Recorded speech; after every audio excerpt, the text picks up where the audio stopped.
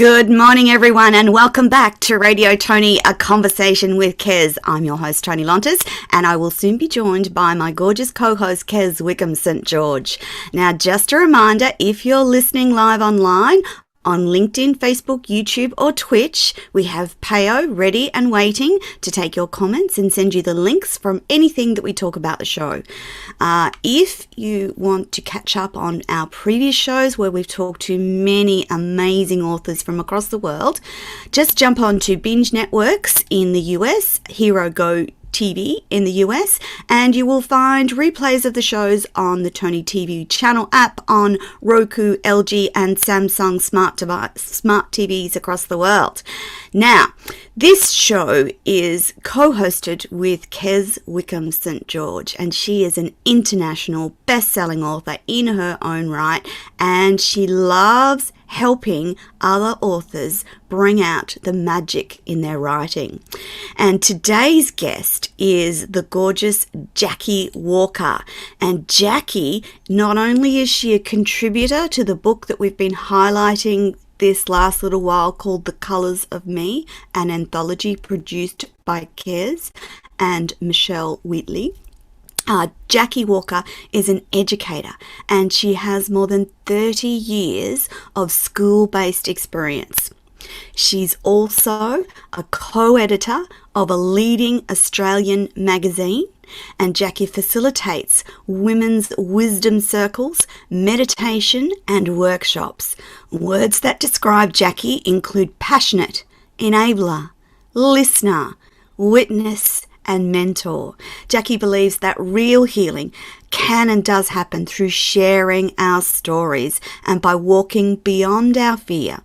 Having walked her own journey, she's able to walk with others in theirs. She inspires and motivates those she mentors, facilitates real changes gently with care, empathy, and love, I might add. Welcome to the show, Jacquie. Hi, I'm so pleased to be here. We're so delighted and really appreciative that you were able to fill a spot at such short notice. Now, lovely audience, I'm going to pop off for the rest of the show and allow Kez Wickham St. George to do her very wonderful best, and I will be back to join you to finalise the show. Over to you, Kez. Thank you, Toni. Good morning, Jacquie. Hi, Kez. It just seems so weird that you only live 10 minutes from me. I know. We're just around the corner from each other, but this is putting you in front of a huge audience. It's just wonderful. So my first question to you this morning is, what inspired you to add your story to the anthology? Well, the thing that really motivated me, Kez, was I think that real healing happens when you share your story with others. And I'm really passionate about women stepping up, reclaiming their power, having lived through trauma. And trauma comes in so many different ways. And today we have, like Grace Payne, talking about abuse, and it's a conversation that is now in the community, and it just seemed like time for me to step up and share my story with others. So I've been used to sharing I've shared my story with many people, but more privately rather than going so public. And I feel that it's part of my healing, and it's part of me owning and reclaiming part of myself to have my story published. So it's another step for me in my personal journey.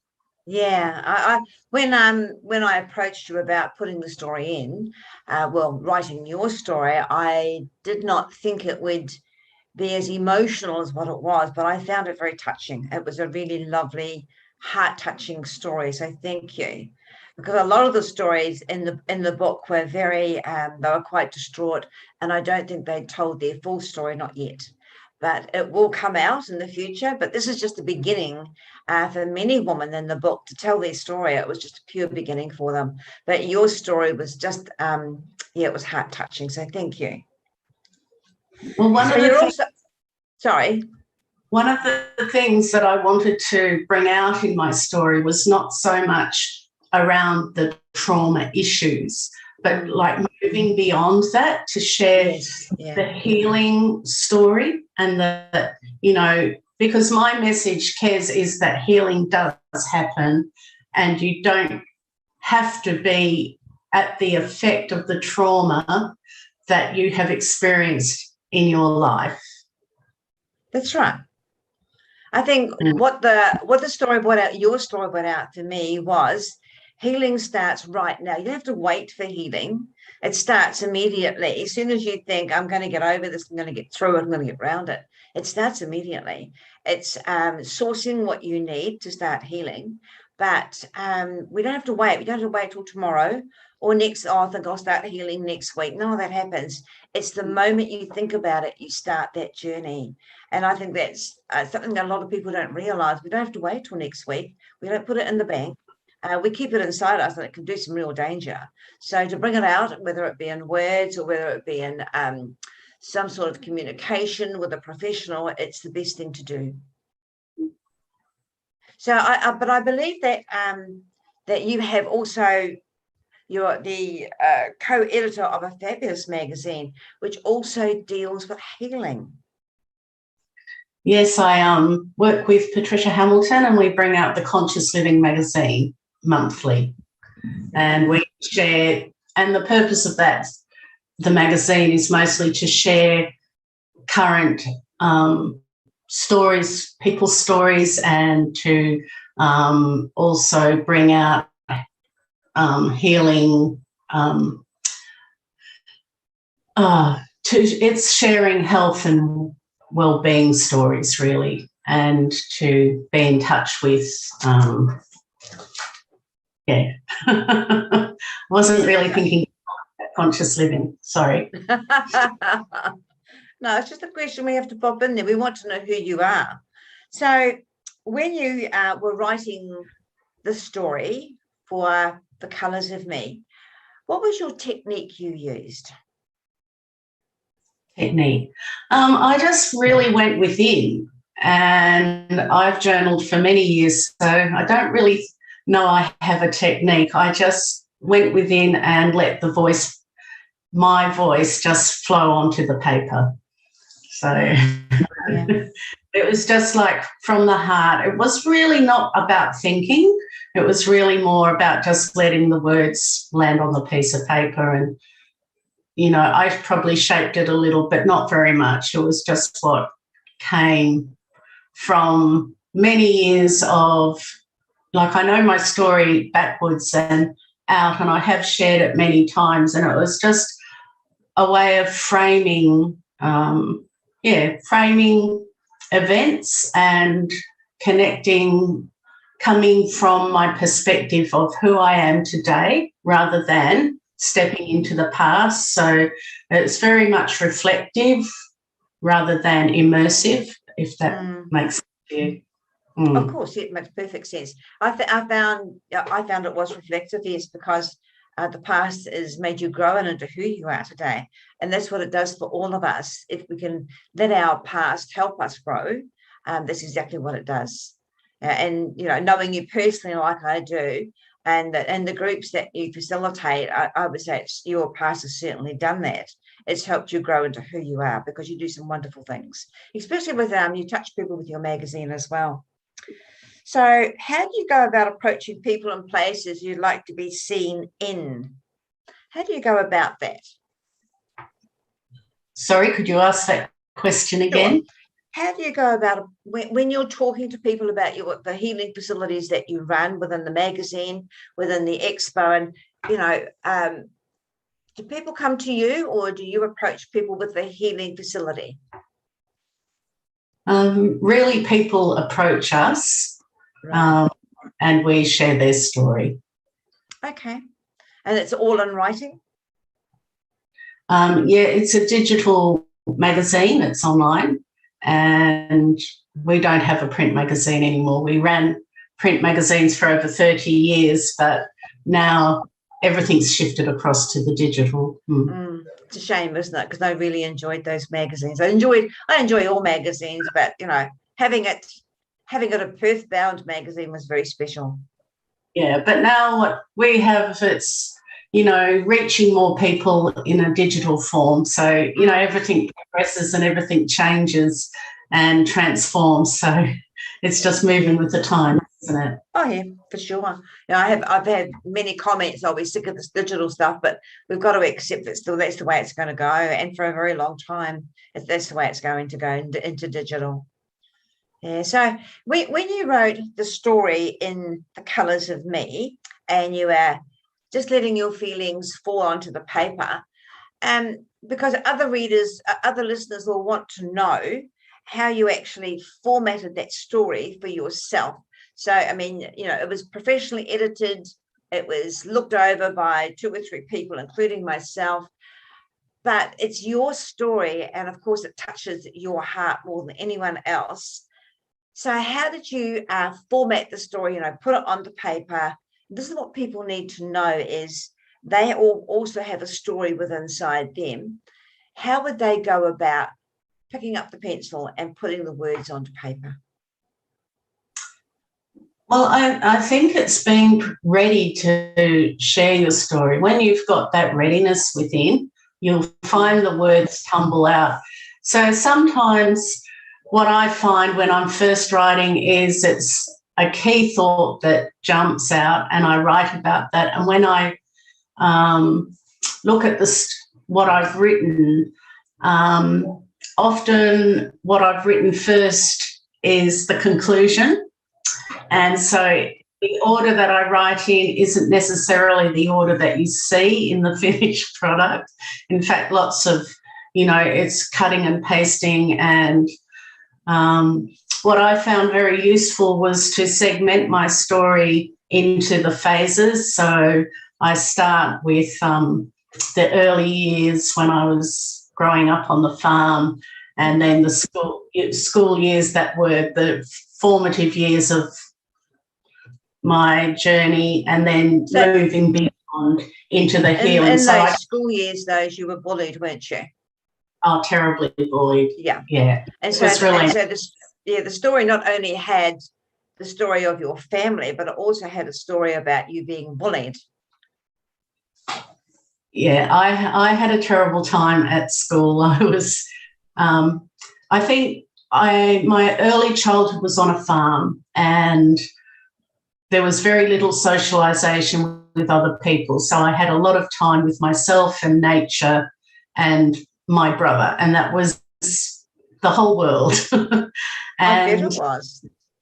So I didn't have a lot of children who I hadn't learnt the social mores of connecting with other kids and getting on. So when I was thrown into the school situation, of course, I was very shy, and, I didn't have those building blocks that other kids who would have had more social experiences have. So, so that was always starting behind the 8 balls, so to speak. Yes, yeah. And, back in the day, it was a thing, like I had long hair and I had mum put pretty ribbons in the hair, which was beautiful. But travelling on a school bus, there were some boys who were much older than me, and they teased me mercilessly about these ribbons. And it was just like one of those things that built up and built up as growing up through the years. Okay, so I guess that, I can remember going on the school bus myself. I never liked it. I didn't enjoy it. And there was bullying wherever you went. I mean, there was always someone that brought up, and it wasn't called bullying when I went to school. So it was just, you had to accept it. That's the way it was. But there's some pretty cruel things went on. I wasn't that badly affected with the cruelness, but there was, I used to watch it, and there wasn't much you could do. Being a child, there wasn't much you can do. And even now I see that, I watch kids in the playground and just opposite where I live, and there's still the there's not so much the bullying, because I think it's sort of calmed down. What I found in the present day is adults have started bullying each other, and I'm quite surprised that it's not so much with the children anymore. Their children seem to be gaining the respect towards family members. Of course, there's going to be ownership, isn't there? Of, I'm the oldest, I know best. Did you have that in your family? Well, I am the oldest, so I just think that bullying is a behaviour that is endemic in our society, and there's a one-upmanship, and I think the Australian culture, especially if you, like I've lived in a lot of country centres outside where it's very male culture in mining towns. I've lived in Kalgoorlie, I've lived up in Karratha, up north. And what I find is our sense of humour as Australians actually is sarcasm. Yes. It's very sarcastic in nature, which, of course, is the key element of bullying. So Yes. it's kind of an endemic, and people can say nasty, cruel things or just simply think they're having a joke, but that cuttingness actually can be having a greater effect that's not even intended by the person speaking or, you know, having that moment.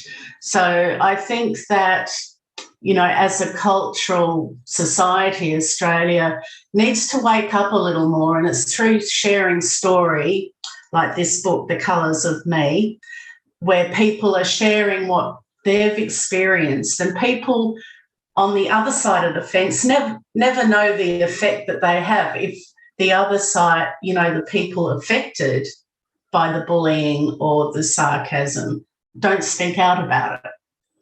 That's very true. So how did you learn to speak out about it? Well, I didn't speak out about it for many, many years. I held everything in. So what came was my life fell apart, basically. And I found that the medicine and the pathway to healing was talking and sharing and unlocking the memories and those experiences that caused me so much pain. Because in my mind, it was, you know, there was this segment, little box inside my mind that was holding and storing it all. And it was like a bit like a balloon, you know, you blow up the balloon and it's like so big. But then eventually you're going to get to the point where it bursts. And I think that that's what happened, you know, for me. It's like I just got to the point where there was not one more little hurt that I could hold on to. And then it was like an avalanche. It all needed to come out. But really, it's an interesting journey because, like, in my trauma includes, like, not just the bullying, but it does include rape and sexual assault. And what I did find is, even though the story needed to come out, it was in the journey over many, many years, and it's a good 12 to 20 years I've been working with my story. It's like reclaiming and remembering bits came slowly. It wasn't all there. The whole story wasn't all there just for the sharing. It took a lot of effort and work to have the courage to remember some parts of that story. It does. I must admit that when I wrote my story in that book, it took my breath away because the memories were quite painful. And the story wasn't really about me. It was about my mother. But, yeah, they were painful because you store them away, don't you? And like that balloon that you just mentioned, it does get bigger and bigger. And mine popped a long time ago and I blurted it all out. But there's certain memories that you keep and you just don't talk about. So when I talked about my mother suiciding or trying to suicide, even my husband I've been married to for a very long time didn't know about that. but it was a memory I just tucked away. And when I wasn't going to write the story, I was, oh no, I'll just help with the book. But the story had to come out, and that's what's happened with nearly every author of The Colours of Me. The story's been sitting there bubbling away, and 2 or 3 authors have said to me, that wasn't the story I was going to write. And it just came out because it's been sitting there, as you said, it's just been sitting there. Yeah. So did you find forgiveness happening while you wrote the story? Well, forgiveness is a really deep topic, and it's a misunderstood word, I think, because I don't know that in our world that we really comprehend forgiveness until you have come to forgiveness. Yes. I think that forgiveness is a personal thing. It's not really about other people. So in my world, there's, part of my story is my mum, my ex-husband, etc. It's not really that I had to forgive them. The person who I had to find forgiveness for was for myself. Exactly. And people who haven't experienced that part of the healing journey don't have an understanding, and it's not something I can really find words to explain the why or how. But I just know that was the key for me anyway in my personal journey, was finding forgiveness for myself. And what helped me to do that was, I worked with a very wonderful counsellor, and her best piece of advice to me was, what happened in the past is not happening to you now in the future. And she helped me see that the memories of the past were in the past, and my life here was fine. I was safe. I was a confident person living a good life. Yes. And the memories are in the past, and that's where they belong. And it was about bringing my present adult self to connecting with the memory, but bringing my today's self to that, and looking at it and acknowledging it and feeling the pain, not denying anything about it, but assimilating it into a today memory rather than the memory of a child or the memory of my 16-year-old self or the memory of my 24-year-old self or the 27-year-old who was going through it, because today, I'm me who's living a life now. And so those events, they were there, they were real, and acknowledging all that feeling and emotion needed to happen, and I can see it from the adult today, Jacquie, who you see and talk to now.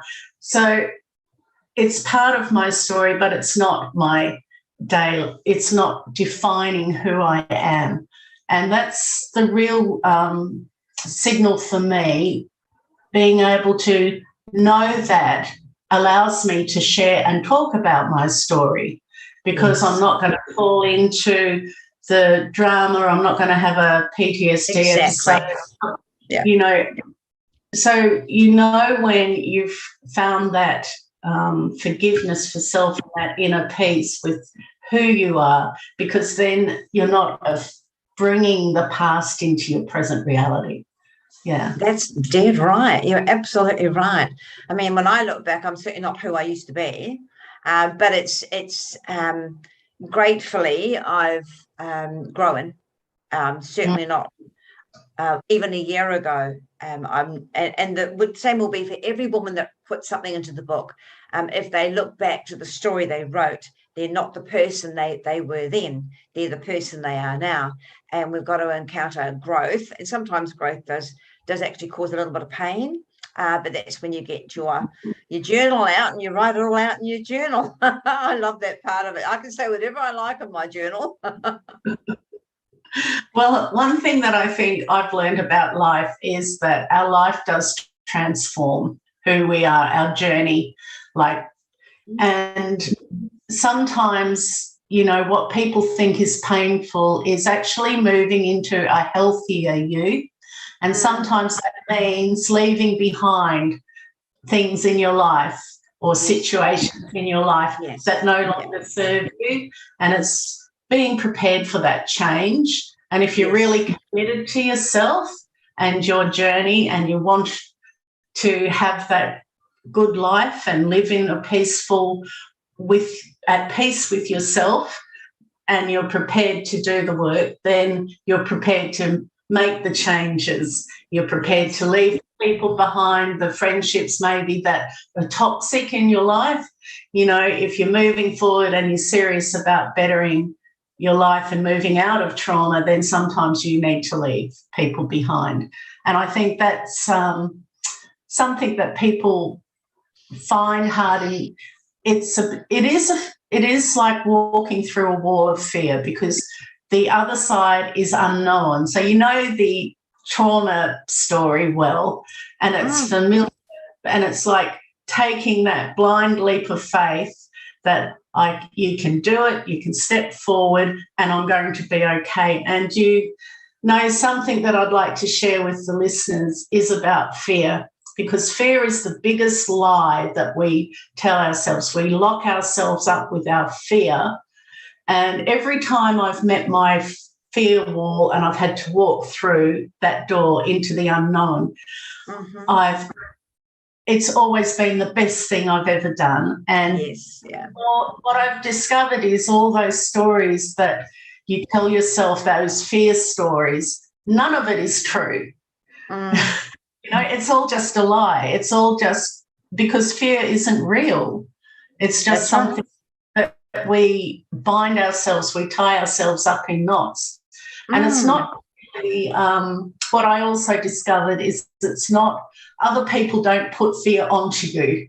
It's what you build up within yourself. So when we're in a fear state, we can be blaming other people for what's happening.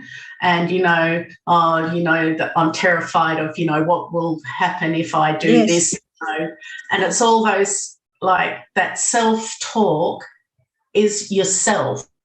Yes. And if you can step outside of that, walk through that, beyond that, and do what you're most afraid of, or tell the story, or walk out the door, leave a situation, all of a sudden all of that fear just evaporates. Yes. It's the most liberating thing. And I can, you know, even just to write the story or to speak here with you today, it's like stepping through another door, you know. Yes, I agree.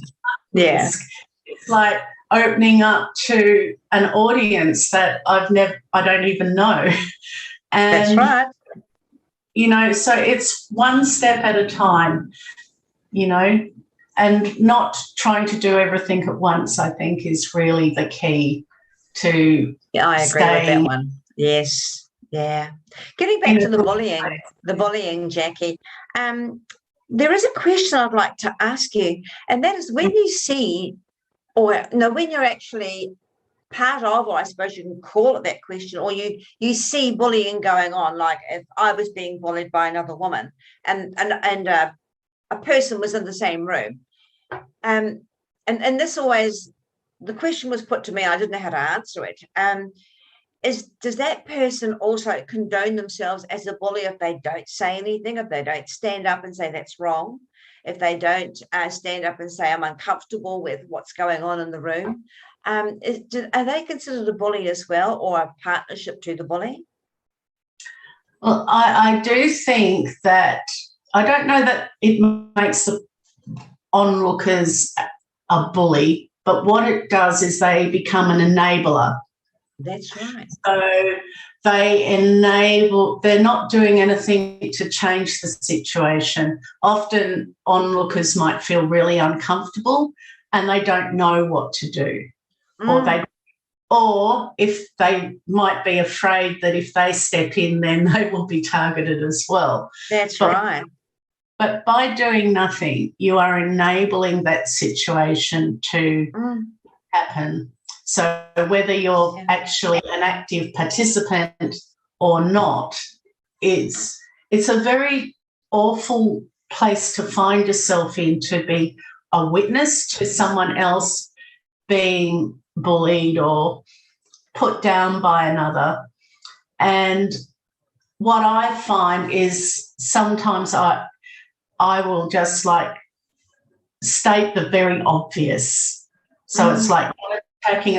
I think it's not helpful to say whether something's good or bad, or, because that's bringing emotion in. But sometimes just making a statement that's factual, that isn't a yes or no, and it's not taking sides with anyone, can just break the energy. So I would encourage anyone who finds themselves in that situation to sometimes, not join in with it, or not defend, or not accuse, but just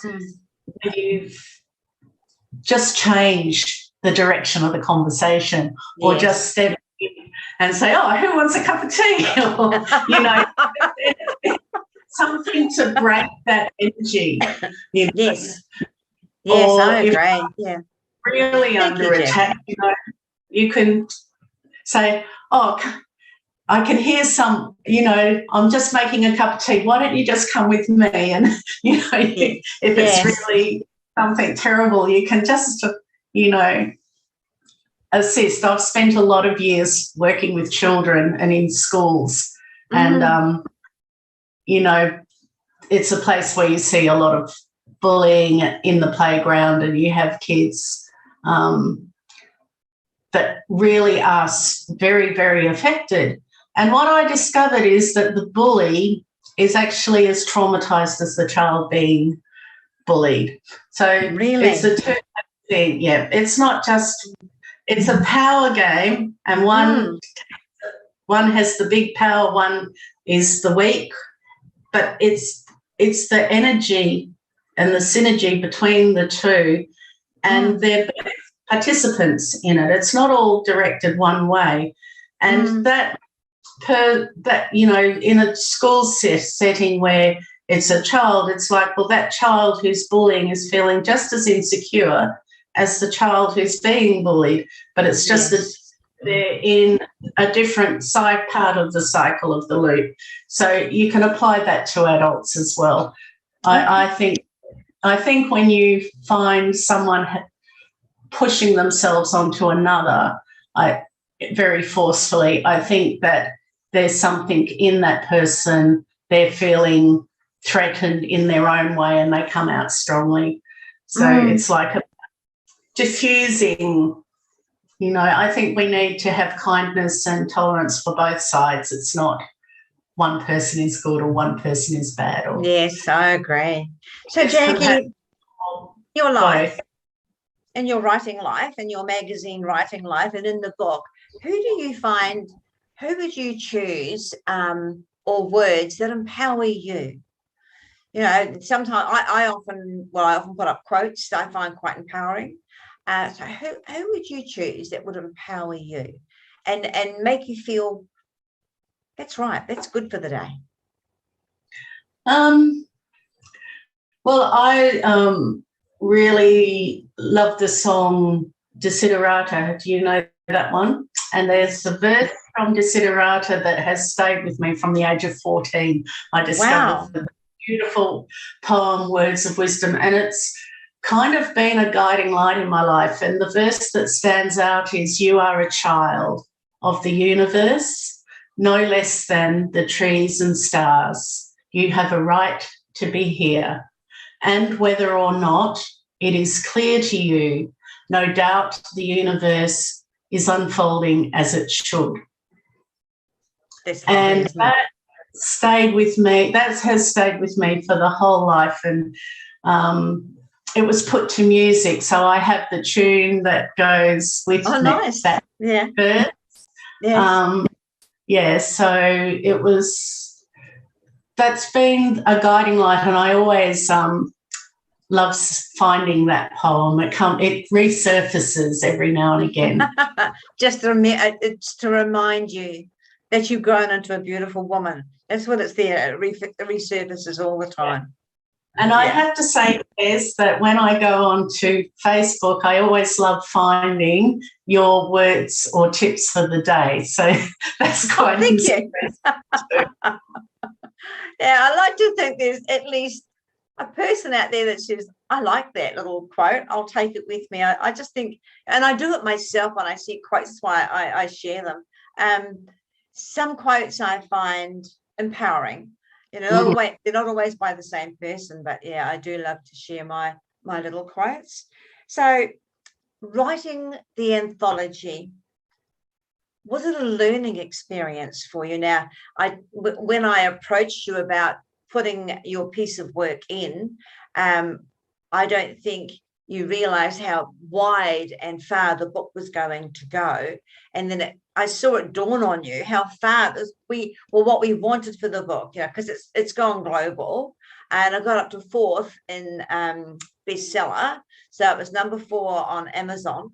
So wow. it was, we tried to get to number 1, but we got to number 4, which it's huge. When you think about the zillion billion books going on to Amazon every day, it's huge. So what was the learning experience for you, knowing that your words were going to be read by many, many people? I think I didn't think about that.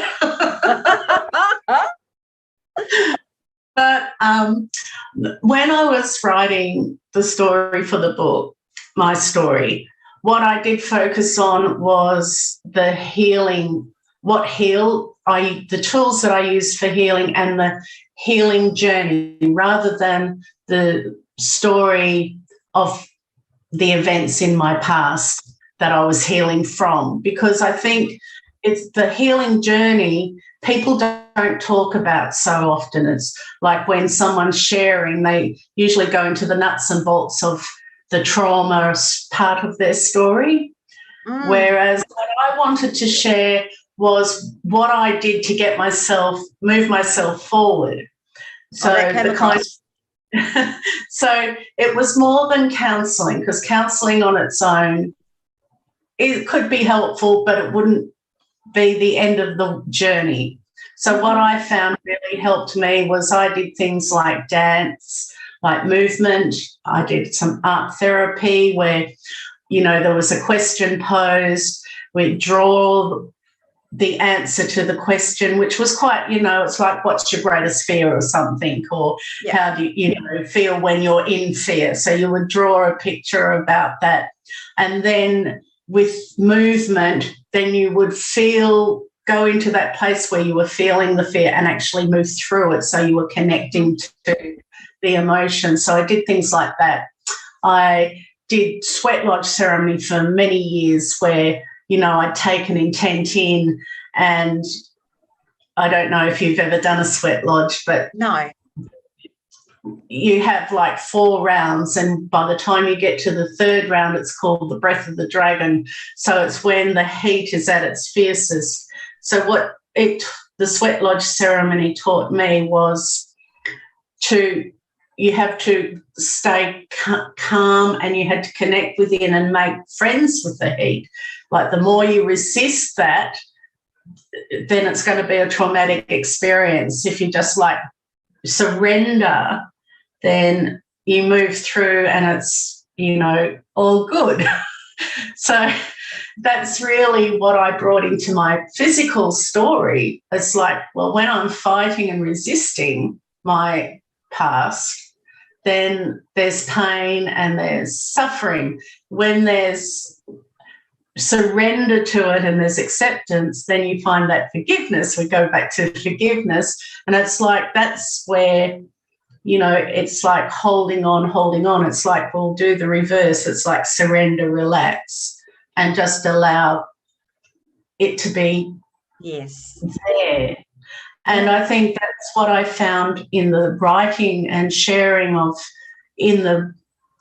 for the book, was when I just allowed that surrender to happen. It was like easy, because the message flowed. It's like my higher self, was speaking through me And it was like thinking what would be useful or what would be helpful for others to read that might be news of difference. And that is what my focus was.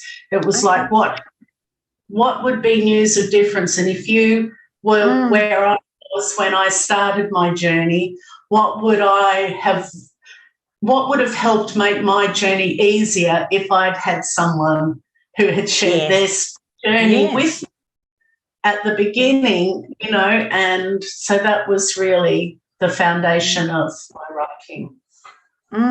Now, you said something before about living up north.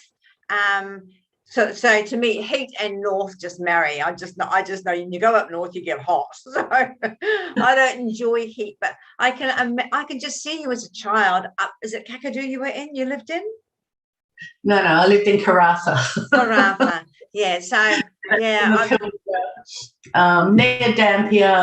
near Dampier, not far from Wickham, and just a 2.5-3 hour drive from the Karijini National Park. Right. I have been up there. I think it was I arrived and I didn't know there was a place called Wickham, and so when I arrived there, I was gobsmacked. We arrived there about at dark. It was 9 o'clock, and I just saw the sign. I said to my husband who was driving, "That's my name," and he went, "Maybe this is your town," and I went, "You never know." So, yeah, I didn't know there was a place called Wickham, but, life up there when I was there just seemed so easy and cruisy and wonderful to be with. People were lovely. Did you find that? Yeah, I did. Karratha was a place where I found my healing. So I found my best friend. I learned Reiki. I learned to meditate. The land up there is so healing. Yes. And it was. And did you associate with the Aboriginal people up there? Did you live with them or teach with them? Yeah, I knew a lot of Aboriginal people up there, and they're just very real and very. They are. It's very easy to be with Aboriginal people because they're just right there with you, and they don't put on fancy airs and graces, and you can just relax and be with them. I learned a lot about the land from, there was a beautiful woman in Roban who used to teach about bush tucker, and she used to come, I taught up there in the school. So I thought you did, yes. I thought you taught up there. We used to have them come to the school for NAIDOC week, and they would share their culture with us. Oh, beautiful. Yeah. It's an amazing journey that you've been on. Here's Toni with us again. Hi, Toni. Hi, girls. I've been listening in. What an amazing conversation. Jackie, thank you for sharing so vulnerably today. It's a wonderful conversation, particularly about the bullying. And the adults.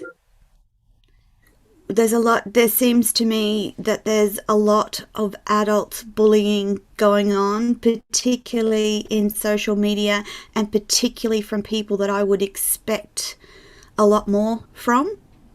And I don't know what you girls have experienced, but I've seen a bit of it lately and thought that that's just not right, not good. Question. Yeah, there is. Yeah, I've seen it switch from children to adults. Yes. And I was quite surprised because it's normally the kids, as Jackie will say, school buses in schools. It's normally the kids that play power games, which we say is bullying. But as Jackie said and agreed, that it's switching over to adults now. Yes, and it's not something that we should be encouraging or tolerating. And I could feel the hairs on the back of my neck stand up when you were talking about it, because I'm one of those people who, if I see something, I'll step in, much to my poor husband's fear, because there's been times when I've seen domestic violence playing out in front of me on a street, and my immediate reaction is to go stand between the woman and the man. And of course that's rationally, that's possibly not the best way to do that, but I there's something in me that I just can't shut up about those things. and particularly where men are concerned, and particularly where they're verbally abusive to women, I can't not say anything. And I don't know if that's because of my own trauma background. I'm not sure, but Jackie, you obviously feel very much the same way, that you shouldn't let it slide. Yeah? Well, what I believe is we need to talk about things, and there's a myth that is perpetuated, and I'll talk about the trauma point, where therapists say to go back and remember and to share the trauma story is more traumatizing, so you shouldn't do that. You just move on. My belief is you have to talk.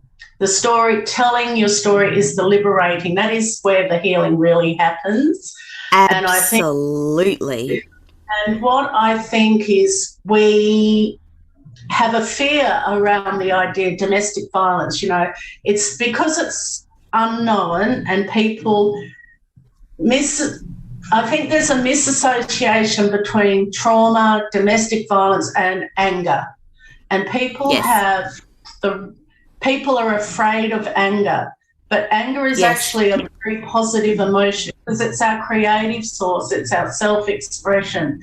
And we have a tendency to shut people down when they're in anger. So, and anger in public is even viewed, with more, people back off or they're afraid. Yes.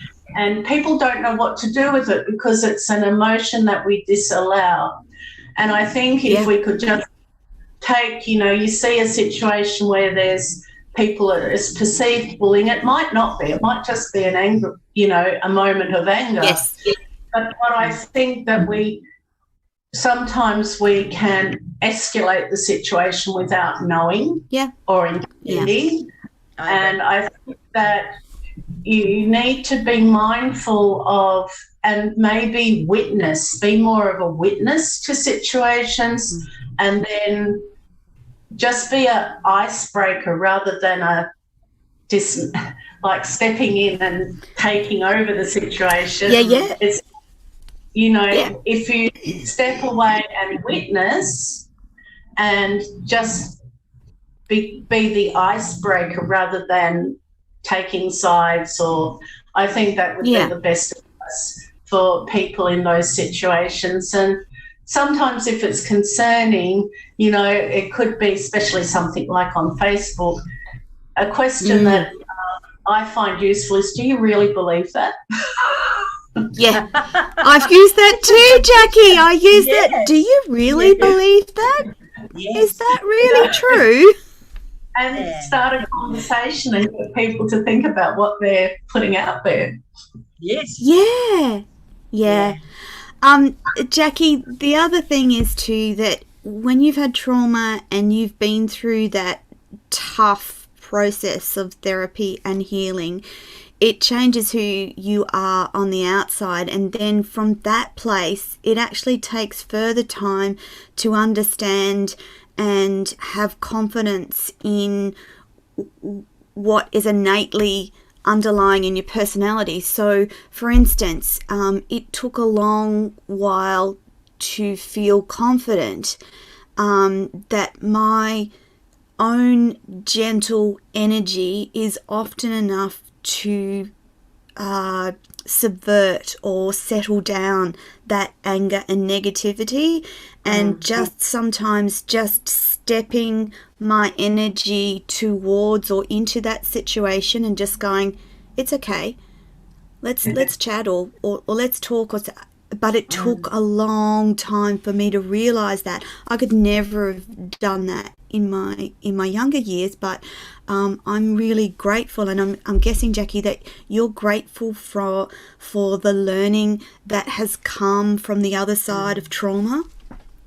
Oh yes, what my journey has, it's taken me on a journey right through to connect to my soul being and meeting myself. And I think life has a way of bringing you to a place where everyone, no matter what life they're living. We are at some point in time challenged to meet ourselves, and you can call it your shadow side. And what I found by embracing who I am, the parts that I love to share with everyone and the parts that I'd rather hide, you know, when you get to the place where you no longer feel you want to hide all of those parts of yourself, and you can let the sun shine in, then you have, I think that's what our life journey is about. So all the obstacles in my life, from childhood through to present day, just give me an opportunity to discover something more about who I am. And for that, I'm incredibly grateful. And I love who I am today, and everything in my past has shaped who I am at present. And the actual healing journey has been a really interesting one. I've made great friends, especially online. There's two women in particular I think of, and they are my soul sisters, and we've journeyed together with each other's trauma stories, and we've grown together over 20 years, and it's a beautiful, beautiful gift in my life. So I've got to a point where I wouldn't change anything, because I love who I am and I love where the journey has led me, and each piece is a piece of me, and it's a colour of me. And I think the title of the book is so apt, because it's, you know, in the colour we have from black to white and all the colours in between of the rainbow. And we're made up of all of those colours. We don't say, oh, we're not ever going to have dark blue or dark green or black or purple in our life. We're only going to have yellow, orange and pink, you know.